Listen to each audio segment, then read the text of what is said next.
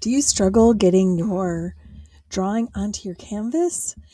I have been struggling with this since I first started painting. So in this video, I'm going to show you how to use a grid on your canvas to get your drawing more accurate. For this avocado painting, I had a picture and I put it on my tablet and used some grid, using some grid software that's free out there on the internet. And then I pre-drew some lines onto my canvas, spaced them out. That way, when you pop up your photo, you can simply draw in the lines on each of the squares. It makes it so much easier to get an accurate drawing. Really helps to improve your drawing skills as well. So hope you enjoy. This is, not the most exciting video, but I just wanted to show basically at the beginning how I got this started. And of course, the rest of the video is the whole video is actually sped up so you can view the painting from start to finish. Thanks.